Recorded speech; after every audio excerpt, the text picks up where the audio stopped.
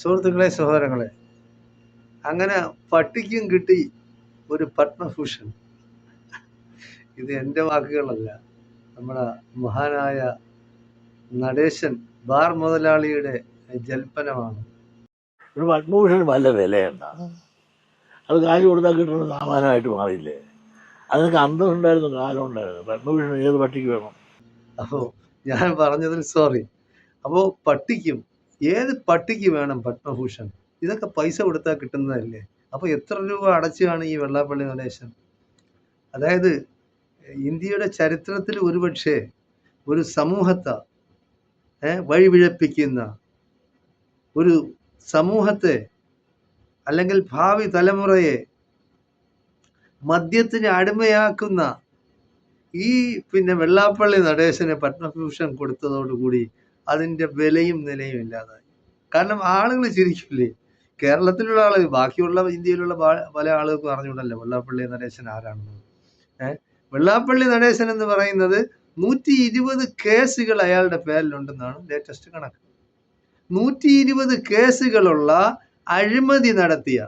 അഴിമതിയാണ് നടത്തിയിരിക്കുന്നത്. Micro finance എന്നും പറഞ്ഞ് ഗവൺമെന്റിന്റെ സഹായത്തോടു കൂടി പണം കൊടുത്ത പണം പാവപ്പെട്ട ഈഴവന് ഏതെങ്കിലും ബിസിനസ് ചെയ്യാനോ രക്ഷപ്പെടുത്താനോ വേണ്ടി ചെയ്തതാണ് ഗവൺമെന്റ്.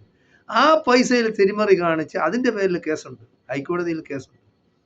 അപ്പോൾ അങ്ങനെ 120 കേസുള്ള ഒരു മഹാന് പത്മഭൂഷൺ കൊടുത്തത് ഇന്ത്യയുടെ ചരിത്രത്തിൽ തന്നെ ആദ്യമായിട്ടായിരിക്കും. അപ്പോൾ അയാളുടെ വാക്കുകൾ തന്നെയാണ്. അത് ഞാനിവിടെ നിങ്ങൾക്ക് ഒരു സ്ലോ മോഷനിൽ ഒന്ന് കാണിച്ചു തരാം. അത് ഏത് പട്ടിക്കും കിട്ടും പത്മഭൂഷൺ.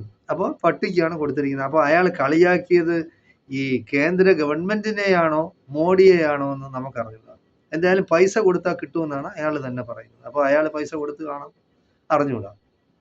എന്തായാലും വെള്ളാപ്പള്ളിയും മോഡിയും തമ്മിലുള്ള ഇരിപ്പ് വശമാണ്. അത് ഇയാൾക്ക് വേണ്ടി ശുപാർശ ചെയ്തത് ആരാണ്? മിക്കവാറും പിണറായി വിജയനായിരിക്കാനാണ് സാധ്യത. സംസ്ഥാന ഗവൺമെന്റുകൾ ശുപാർശ ചെയ്യുമ്പോഴാണ് ഈ കേന്ദ്ര ഗവൺമെന്റ് ഇങ്ങനെ പത്മഭൂഷണൊക്കെ കൊടുക്കുന്നത്. എന്തായാലും മമ്മൂട്ടിക്ക് വേണ്ടി ശുപാർശ ചെയ്ത് കാണും. കാരണം അതായത് കലാകാരന്മാർക്കും വിശിഷ്ട വ്യക്തികൾക്കും രാജ്യത്തിന് വേണ്ടി സേവനം ചെയ്തവർക്കും നമ്മുടെ നാടിന് വേണ്ടി എന്തെങ്കിലും നല്ല പ്രവൃത്തി ചെയ്തവർക്കും ഒക്കെയാണ് ധീരതയ്ക്കും അല്ലാതെ ഒക്കെ ചെയ്തിട്ടുള്ള പ്രവൃത്തികൾക്ക് അതിന്റെ അടിസ്ഥാനത്തിലാണ് പത്മഭൂഷൺ കൊടുക്കുന്നത്. ഇദ്ദേഹം ഏത് കലയിലാണ് നൈപുണ്യം നേടിയത്, ഏത് കലയുമായിട്ട് ബന്ധപ്പെട്ടതാണ് ഇദ്ദേഹത്തിന് ഇത് കിട്ടിയത്? അതേ ഒരു സമൂഹത്തെ ഇങ്ങനെ മദ്യത്തിന് അടിമയാക്കുന്നതിന്റെ പേരിലാണോ? കാരണം കുടിപ്പിച്ച് കിടത്തിയാലല്ലേ ഇവിടെ ഈ BJP-ക്കാർക്കും സംഘപരിവാറുകാർക്കും ഇവിടെ ഭരിക്കാൻ പോകും. മനുഷ്യൻ ചിന്തിക്കരുത്, ആലോചിക്കരുത്, പ്രവർത്തിക്കരുത്, വിദ്യാഭ്യാസം നേടരുത്. അങ്ങനെ അടിമകളെ പോലെ ഒരു സമൂഹം ഉണ്ടാകണം. കാരണം അവർ കുടിക്കേണ്ടത് എന്താണ്? മൂത്രമാണ് കുടിക്കേണ്ടത്. തിന്നുന്നത് എന്താണ്? പശുവിന്റെ അല്ലെങ്കിൽ എരുമയുടെ അല്ലെങ്കിൽ പോത്തിന്റെ ചാണകം തിന്നണം. അപ്പോൾ അങ്ങനെ ഒരു സമൂഹത്തെ വഴിപിഴപ്പിക്കുക, ഒരു സമൂഹത്തെ തന്നെ ഇല്ലാതാക്കുക, ഒരു സമൂഹത്തിലെ അതായത് ഉയർന്നു വരാൻ യാതൊരു കാരണവശാലും അനുവദിക്കാതിരിക്കുക, അങ്ങനെ ഉള്ള അടിമകളെ സൃഷ്ടിക്കുകയാണ് ഈ സംഘപരിവാർ, ഈ BJP ശക്തികളുടെ ഉന്നമനം എന്ന് പറയുന്നത്. അവരുടെ ലക്ഷ്യമെന്ന് പറയുന്നതാണ്.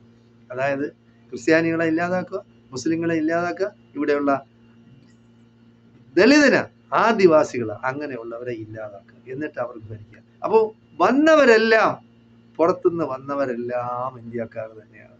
പല ഘട്ടങ്ങളിലായി പല സമയത്തായിട്ട് ഇവിടെ ഇന്ത്യയിൽ പലരും കുടിയേറിയിട്ടുണ്ട്. അതുപോലെ തന്നെയാണ് അമേരിക്കയിലും. അമേരിക്കയിൽ ഇപ്പൊ ട്രംപ് ചെയ്യുന്നുണ്ട്. ട്രംപ് എന്ന് പറയുന്ന ഒരു കുടിയേറ്റക്കാരനാണ്. അമേരിക്കയിൽ കുടിയേറി വന്നവനാണ് ട്രംപ്. അമേരിക്കൻ പ്രസിഡന്റുമാർ പലരും അങ്ങനെ വന്ന് അമേരിക്കൻ പ്രസിഡന്റ് ആയവരാണ്. പക്ഷേ ഇന്ത്യയിൽ അത് നടക്കില്ല. പറയുന്ന കണക്കെന്ന് പറഞ്ഞാൽ അവർ പറയുന്നത് നമ്മൾ വിശ്വസിച്ചോളണം, അവർ പറയുന്ന ആഹാരം നമ്മൾ കഴിച്ചോളണം, അവർ പറയുന്ന നിയമം അനുസരിച്ച് നമ്മൾ ജീവിച്ചോളണം.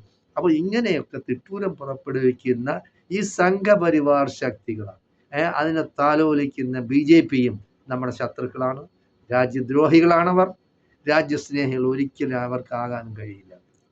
അപ്പൊ എന്തായാലും ശരി, നമ്മളാ തവളയെന്നാ മാക്രി എന്നൊക്കെ വിളിക്കും. അങ്ങനെ വെള്ളാപ്പള്ളി നടേശനും ഒരു അവാർഡ് പത്മഭൂഷൺ കിട്ടി. അത് വാങ്ങിക്കാൻ പോകും. അതേ ഇനി വെള്ളാപ്പള്ളി പട്ടിയും കൊണ്ട് പോകും എന്നുള്ളതാണ് ഇനി നമുക്ക് ആലോചിക്കണം.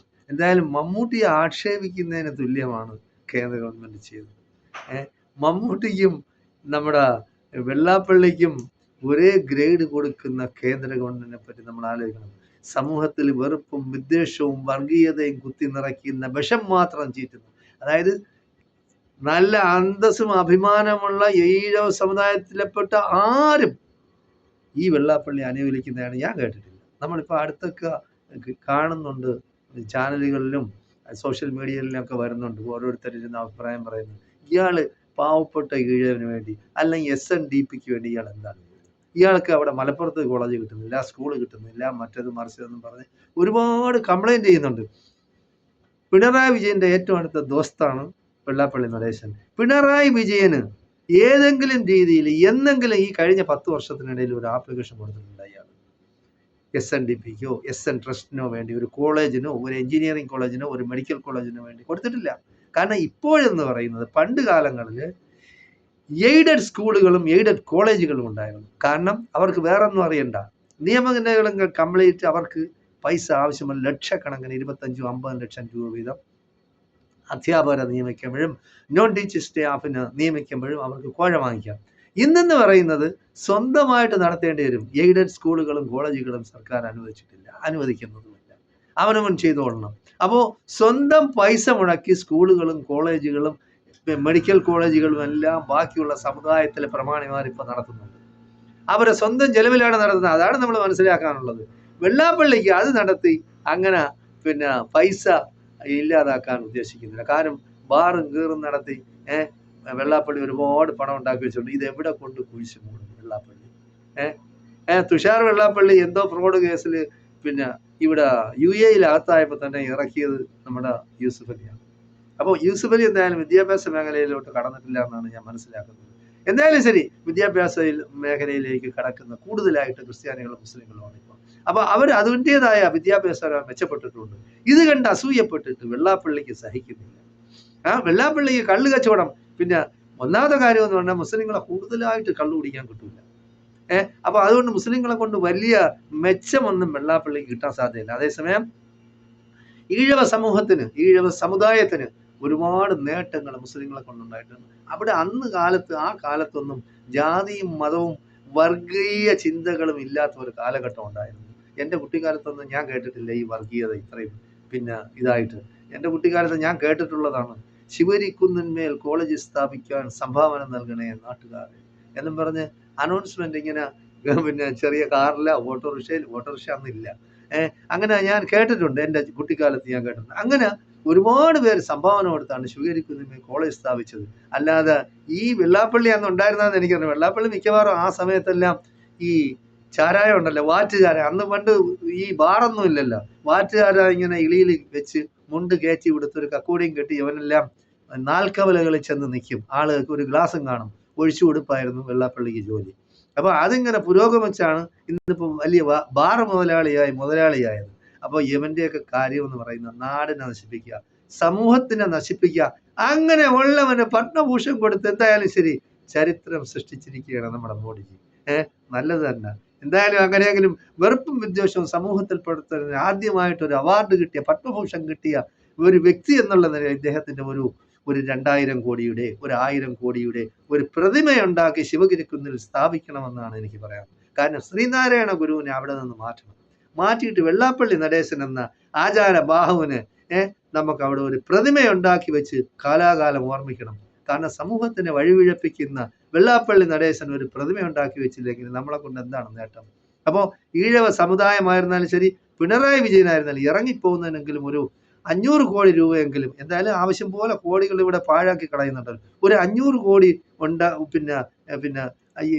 പിരിച്ചെടുത്തെങ്കിലും ഗൾഫ് രാജ്യങ്ങളിലോ അല്ലെങ്കിൽ SN ട്രസ്റ്റിന്റെ ഭൂമി വിറ്റോ അല്ലെങ്കിൽ കോളേജ് വേണമെങ്കിൽ വിൽക്കാമല്ലോ, ലേലം ചെയ്തെങ്കിലും വെള്ളാപ്പള്ളിക്ക് വേണ്ടി ഒരു വെങ്കല പ്രതിമയോ ഒരു സ്വർണ്ണ പ്രതിമയോ, സ്വർണ്ണ മൂക്കായിരുന്നാലും മതി. അപ്പൊ അങ്ങനെ ഒരു പ്രതിമ ഉണ്ടാക്കി വെക്കണമെന്നാണ് എനിക്ക് പിണറായി വിജയനോട് ആവശ്യപ്പെടാനുള്ളത്. എന്തായാലും ശരി, നമ്മുടെ നാട് പോകുന്ന പോക്കിൽ വളരെയധികം സന്തോഷമുണ്ട്.